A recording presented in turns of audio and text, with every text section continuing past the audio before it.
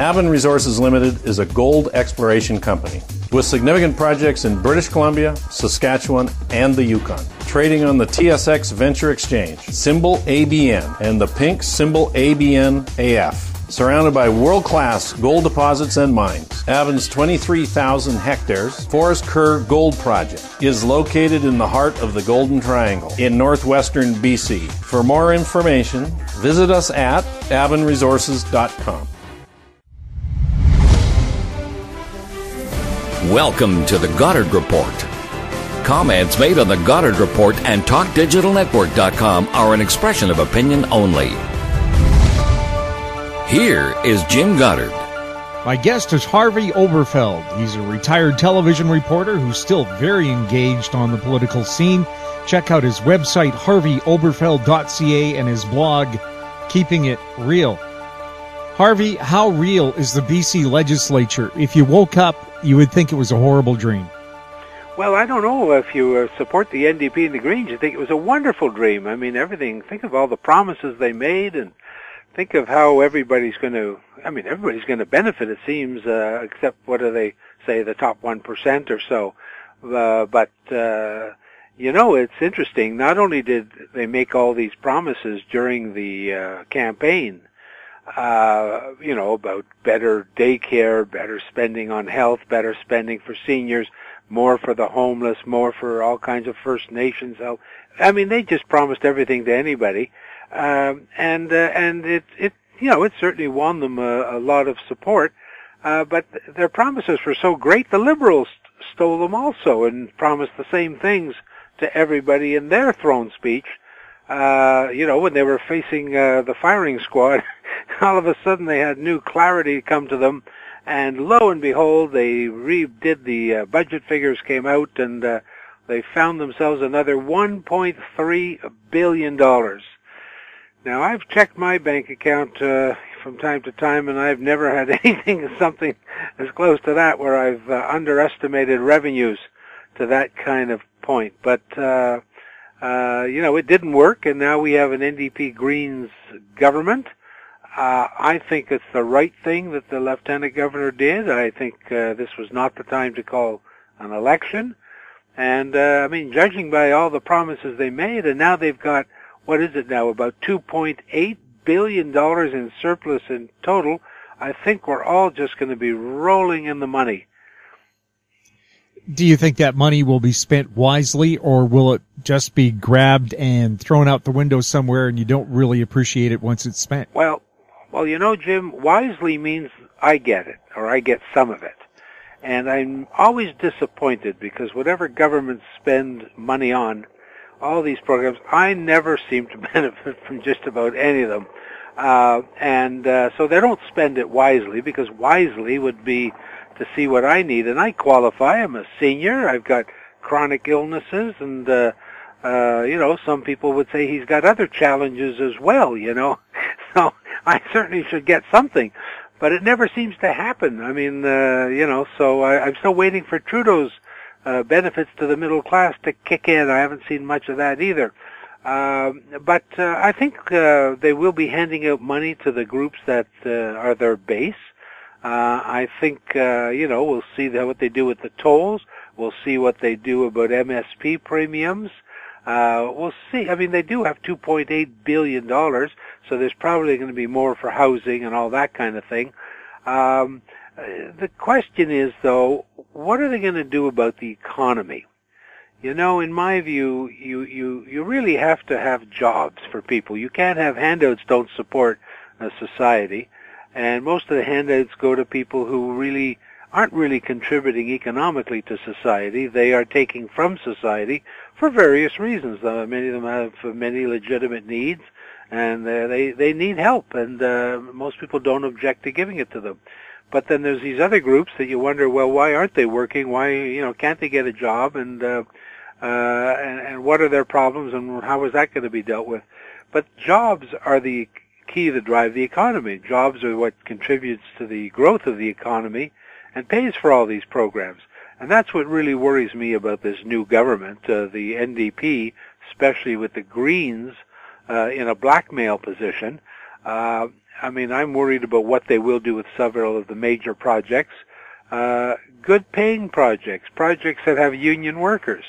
So there's really a conundrum for the NDP, and it'll be interesting to see how they react to the pressures from the economy, the pressures from their working people in their base, and on the other side, the pressure from the activists and the environmentalists and the extremists on the left.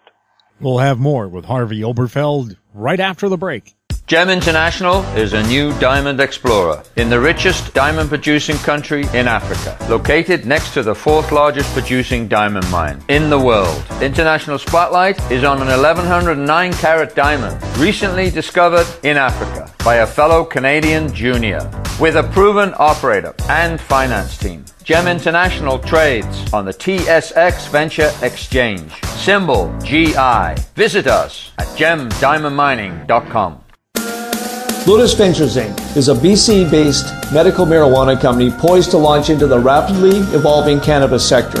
Lotus is in the final review stage of the Health Canada approvals to become a licensed producer, having arranged facility financing of up to $12 million, plus building permits for its prototype indoor production facility. Shares trade under the symbol J on the Canadian Securities Exchange. Visit our website at lotusventures.ca. Welcome back. We're chatting with Harvey Oberfeld. Harvey, the throne speech to me was the most cynical piece of proposed legislation I've ever heard, where they basically stole every piece that was promised by the NDP and Greens, and the Liberals presented it as their own, and I understand members of the Liberal Party were not happy to hear that. No, I would think if I were a long-term member of the Liberal Party, and I believed in the conservative ideology or the slightly right-of-center ideology that they had always backed and presented, and don't forget, had been favored by the population, since 2001 for 15 years, and all of a sudden to see Christy Clark in sort of that's almost like a gallows, trying to prevent herself from being walked up the stairs to the gallows, all of a sudden taking on a whole new ideology, a whole new spending, thing. I thought that was it was almost embarrassing for the base, and I think it was, I think it actually did the Liberals more harm than good, because it didn't prevent their execution as government. On the other hand, it showed them, in the view of a lot of people, I think, to be liars. Right to our faces up till May 9th, they told us they didn't have the money, they couldn't do all these things. All of a sudden, there was Christy Clark standing in the throne speech with all her puppets applauding and cheering beside her, saying, not only can we do it, we can do all these things that you actually wanted, that we said were impossible, without raising taxes, because we found the money. We do have the money after all. I think that pretty well killed off any credibility for Christy Clark, and I think it did a lot of damage to the Liberal brand. And I wouldn't be surprised if people within the Liberal Party are now looking around and saying, what about those conservatives, or who else is there? The bottom line, unless there's an election within the next 6 to 8 weeks, or say with the September budget, when it comes in, August-September budget, I think Christy Clark will be gone, because I think the party knows she has no credibility, either within the party, and with many, and outside the party with a lot of people. There's no credibility there. So she will go. I think if this goes on for a few months, if we have an NDP government for a few months, watch for Christy Clark to announce, say, just before Christmas, that she will be stepping down. That gives the party time to have a leadership convention in the after the Christmas break, maybe around February or March, and therefore be ready for a spring election with a new leader, a new look, maybe some new ideas, certainly a new image, and that's probably the way the script will unfold. Do you think the BC Liberals will go a little further left or right? It's hard to say. I think what they really need is they need somebody, first of all, with charisma and credibility. That's the key. You've got to have somebody that is not tainted by being one of the trained SEALs that backed Christy Clark all the way, and somebody at least from the background. It doesn't mean they couldn't have been involved in politics or in the cabinet even, but not some of her most stalwart supporters.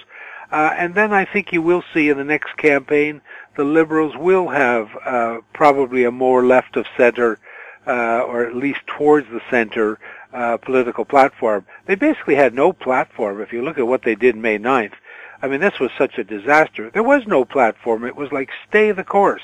Well, clearly people weren't happy with stay the course. And then you had the arrogance that I've often talked about with any government that's been in power for 10 years, whether it was Harper, whether it was, Mulroney, whether it was Chrétien. Any government that's been in power a long time, they get arrogant. They really forget who put them there. And during the last campaign, you have CKNW is the biggest radio network in the province, certainly in Vancouver, and she didn't give one interview on CKNW when all the other leaders appeared there. And of course, they played that up. And look how the NDP did, look how the Liberals did in the urban areas. I mean, it just they just ruined themselves. And I think coming the next campaign, you're going to see them making themselves a lot more available in urban areas as well as the rural areas. And I think you're going to see them have much more of a humane front than they seem to have had in the last election. We'll have more with Harvey Oberfeld right after this.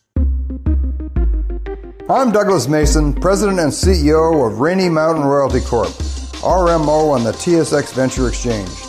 Rainy Mountain's Brunswick property is located in the Rideout Shear Zone in Ontario. With grab samples running as high as 32 grams per ton gold, a drill program will commence this spring to test the numerous targets located by recent groundwork. For more information, visit our website, rmroyalty.com.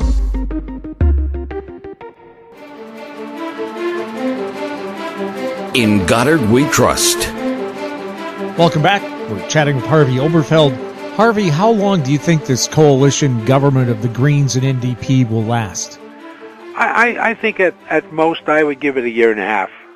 I think what's going to happen is some of the people on the Green side, I mean, basically the NDP are the dog and the Greens are the tail.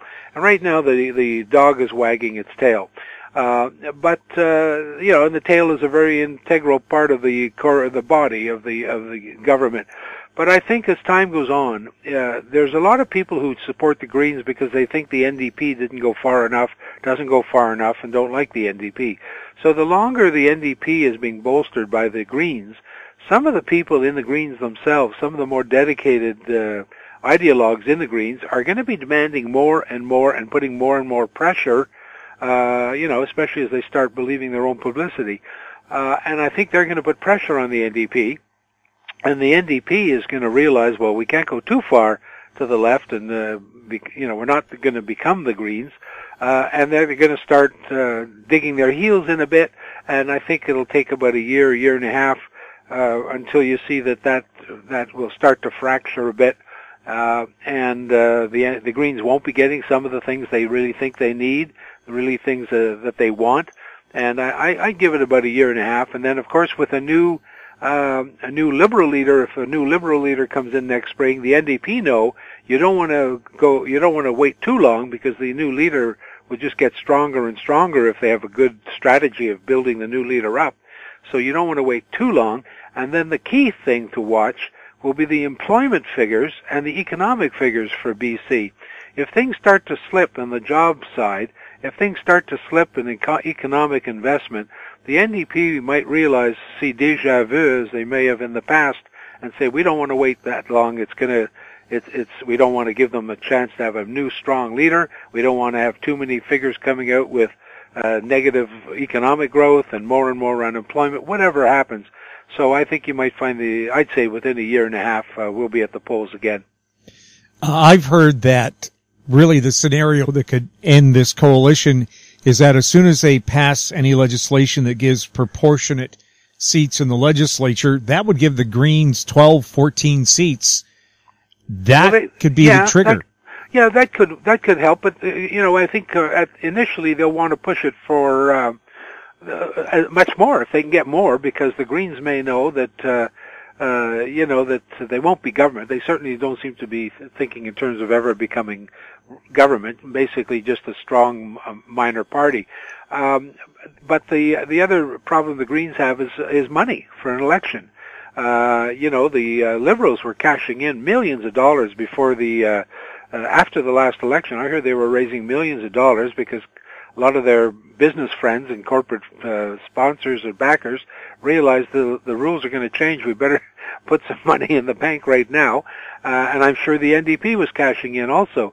But the Greens is not so much. The Greens is much more individual donations, small member donations, and all that kind of thing. And most of them might be tapped out from the last election, having been pushed and pushed and pushed to give more and more and more. And it doesn't come in as fast as it does to the NDP or to the Liberals. So I don't think the Greens are in a position to go even after one or two pieces of legislation. In fact, that would even hurt their credibility, that they're just in it for one thing or two. They're, a one-shot deal. I think they'll give it some time, both to give themselves the air of legitimacy and also to give time to raise some real money. Well, the legislation for proportionate representation could also include government funding for parties based on their popular vote. It could, if they could do that also, but even that would put the Greens at a disadvantage, because if you look at it based on popular vote, imagine carrying the next election, that would mean for sure the Liberals and the NDP would get the greatest amount of public funding, and the Greens would be trailing again a little bit of a tail trying to wag the dog, and so that doesn't really fit their needs, especially so soon after the last election. The BC business community has told me they are scared spitless right now. They think any mining project, Site C, any major thing that digs a hole in the ground or moves natural resources is in danger, and that's where BC makes its money. Well, it's funny you mentioned that, because I just mentioned that on my blog, the Keeping It Real. I pointed out today that somebody said to me, well, why should we be afraid of the NDP? And I said, well, think about why don't you ask that to the 50,000 people who left the province when the NDP was in power?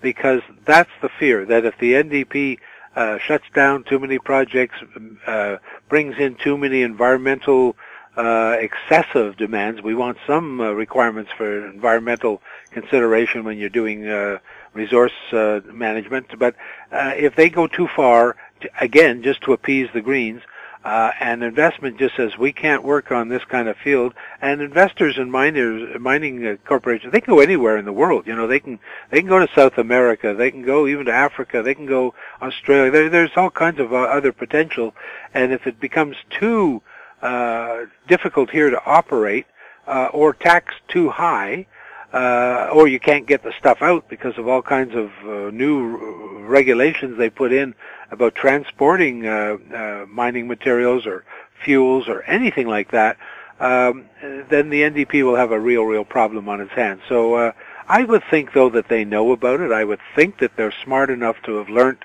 from their previous experiences in government. And of course, if they don't, I'll be certainly flogging it on the blog as something to have fun writing about. Well, at least we didn't hear Carol James's typical pre-election speech about eat the rich. Well, no, they're more moderate now, but I think on both sides you've got all these parties. You have people who say things that seem to be stupid in retrospect. Harvey, something that probably could get a lot of votes for either party or three parties now. How about the government buy all the prescription drugs and all you pay is the dispensing fee? Saskatchewan and now Quebec are doing that because it does save everybody a lot of money. And if the government thinks that's too expensive, how expensive is it to put somebody in hospital because they couldn't afford their prescriptions? Well, there you go. I mean, that would be, we do have a pharmacare program to some extent in BC. I mean, I would love a program like that. Somebody at my age, a retired old fart like I am, and, popping pills here and there. I would love that. I'm just lucky I have third-party, co-insurance. I can't imagine people that don't. I mean, some of them are just ridiculously priced. Not as bad as the United States, but still, if you're living on a pension, I mean, just think of people who don't have much of a pension or any pension, and not many savings, not much in the way of savings. It's very difficult. I mean, I'd love to see a program like that, but then again, maybe that should be more of a national program, than a provincial one, although provincial health is provincial.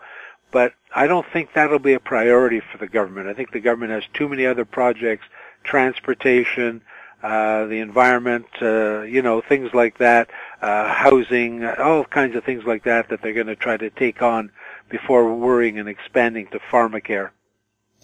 Harvey, always fun chatting with you. Good. Have a great Canada Day, and for our American listeners, a great Independence Day. Good stuff. My guest has been Harvey Oberfeld. Check out his website, harveyoberfeld.ca, and his blog, Keeping It Real. You're listening to the Goddard Report on TalkDigitalNetwork.com. You can find us on Twitter at TalkDigitalNet. Our popular YouTube channel is Talk Digital Network. Questions for the show or our guests can be sent to info@howstreet.com. I'm Jim Goddard. Thanks for listening. Comments made on the Goddard Report and TalkDigitalNetwork.com are an expression of opinion only. The Goddard Report is available online and mobile at TalkDigitalNetwork.com. The Goddard Report is a production of How Street Media Incorporated.